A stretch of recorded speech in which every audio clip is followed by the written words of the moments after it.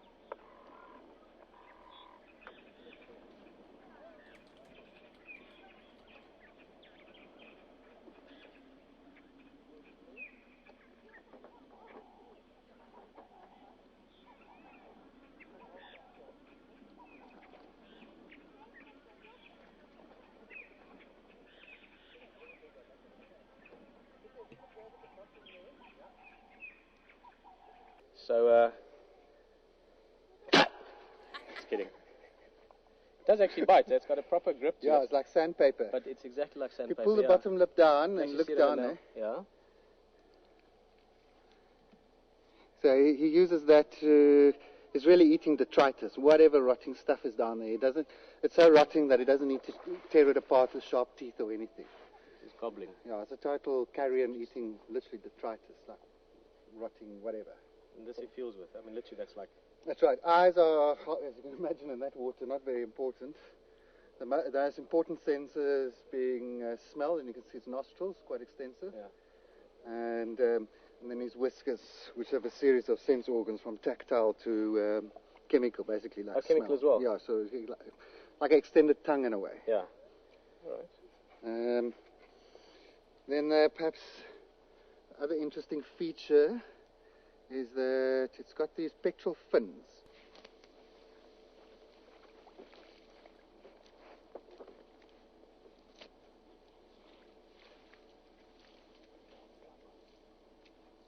Yeah, wash it. Yeah.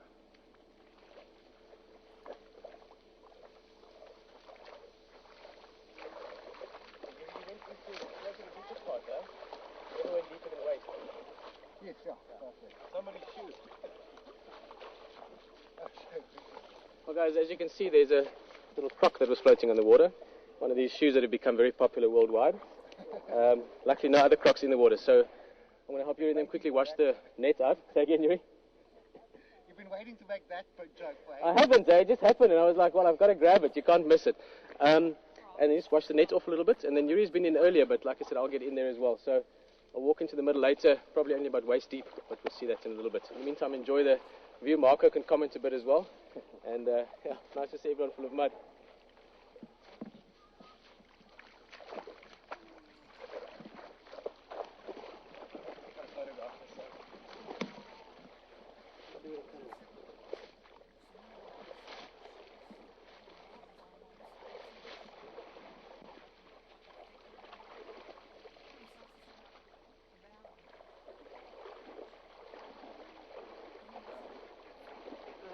Leave it behind me. I'm going to drag the last bit of the water straight up the bank.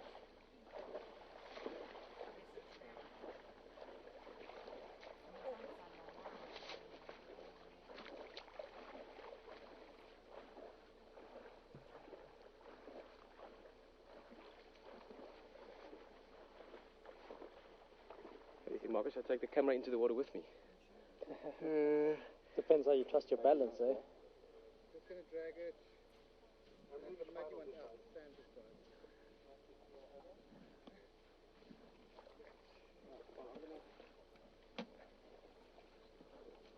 While you guys are watching that, I'm going to just wait in this side. I'll go stay around a bit. I don't think we're dirty enough yet. I've been in the water, eh? Give me my hand. I'm all good, thanks, Jurie.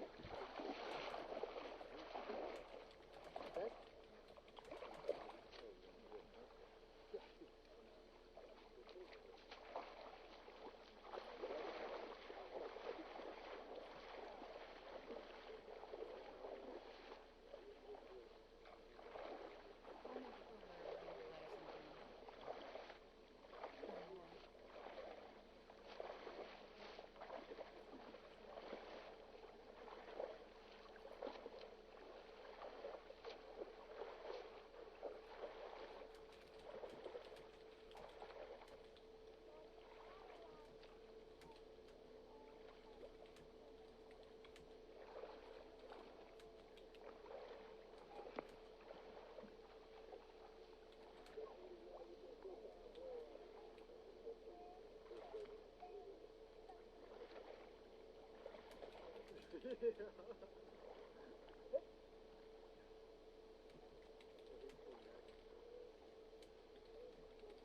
you know what's interesting, Marco? Okay, I'm going to Translate a bit if you- I'm going to can you hear me translate or- it for Peter as he talks over there. What's interesting, Peter? The water all the way to just here is only about that deep. The water itself. Then Okay. it's mud, which is about that deep. Can you hear this at all? I can hear you. I'm not sure. You translate.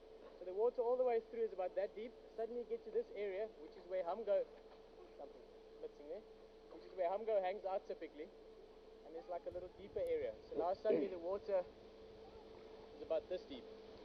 And the mud only about that deep. Marco, you're going to need to repeat what Peter said because it's too soft to really make out.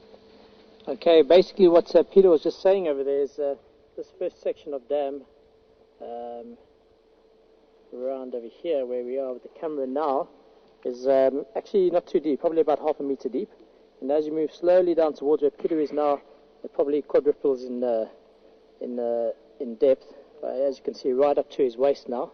So just a rapid change there. That's why Humgo definitely chooses. That's why Humgo definitely chooses to use that little piece there. You can see Pieter's having a scratch around with the mud, but that's the deep spot, and we're looking there about just under a meter's deep. That's why Humgo doesn't really cover his whole body up when he's in that section there. He's got a fairly high shoulder height. His back sticks out quite a bit. Also, the question earlier regarding the dung.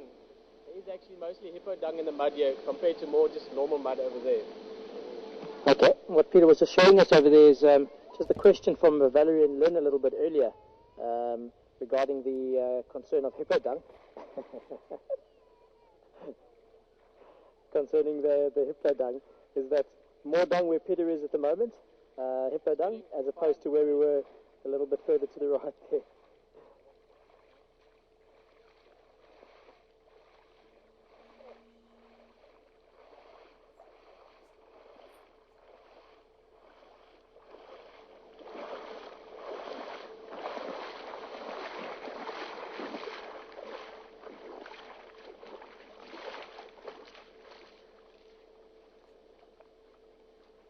Guys, I'm sure no one really got a fright. I was just messing around because you sometimes have to.